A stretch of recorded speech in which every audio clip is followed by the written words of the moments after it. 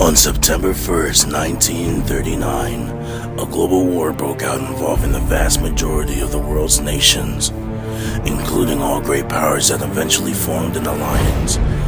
This is known as the largest war in history.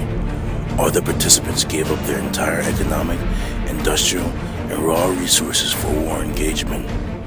In 1945, when the war completed, millions were left homeless and much of the world's financial infrastructure was destroyed. Many historians have different opinions on how the war started. Two of these historians are AJP Taylor and Paul Kennedy.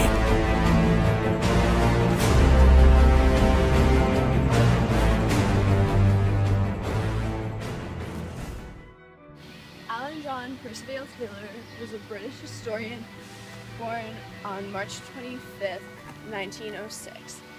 He was the only son of Percy Lees Taylor and was educated from Williams School in York and Oriel College. AJP Taylor graduated from Oxford University in 1927 with a first-class degree in modern history.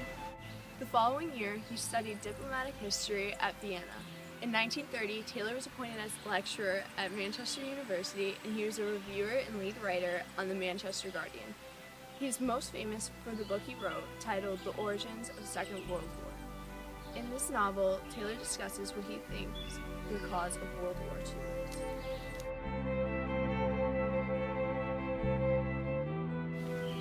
II. AJP Taylor states that Hitler waited for the European systems to weaken. He waited patiently while the Great Britain and France leaders gave him everything he wanted. They repeatedly gave Hitler territorial acquisitions or concessions, which had led him to believe they would avoid war at all costs.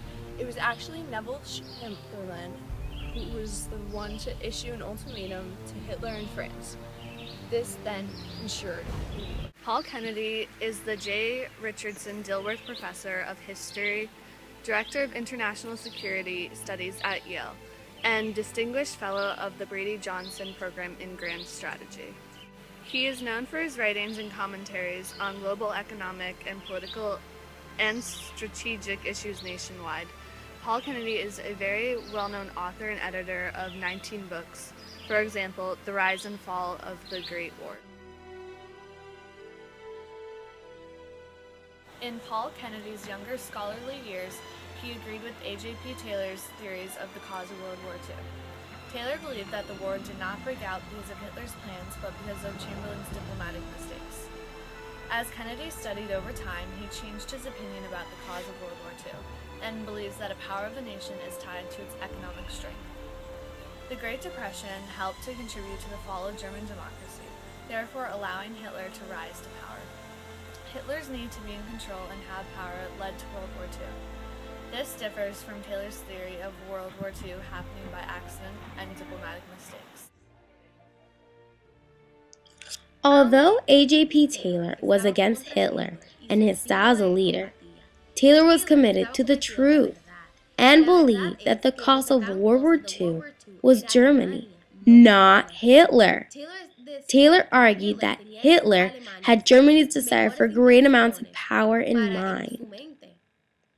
In Taylor's eyes, Hitler did not plan for the war that most had blamed on him. Hitler had never wanted to take initiative. He preferred to have others do the work for him. Taylor stated, Hitler too wanted to free people from Germany from the restrictions of the peace treaty, to restore a great German army, and then to make Germany the greatest power in Europe from her natural weight. By saying this, AJP Taylor was showing that Hitler was only thinking about the best interests of his country, in this case, Germany. One could argue that a combination of the two theories is correct. The Great Depression weakened the German democracy, and Chamberlain's failure to resolve the diplomatic issues that created a perfect environment for Hitler to make his move. Hitler's desire for power drove him to take advantage of the situation.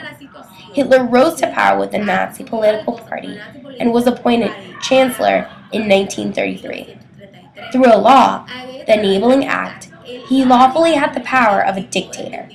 World War II began with Hitler's invasion of Poland in 1939. When looking at the cause of World War II from only one perspective, one cannot grasp the whole situation. World War II took a toll on all the countries involved in their resources. To this day, there is much debate on the cause of World War II. A majority of historians, including Paul Kennedy, believe Hitler was to blame for the start of war. In contrast, others such as AJP Taylor, who placed the responsibility of the start of World War II on Germany as a whole and the Great Britain and France leaders who had granted Hitler everything he wanted. The opinions vary from historian to historian because of the way information is interpreted.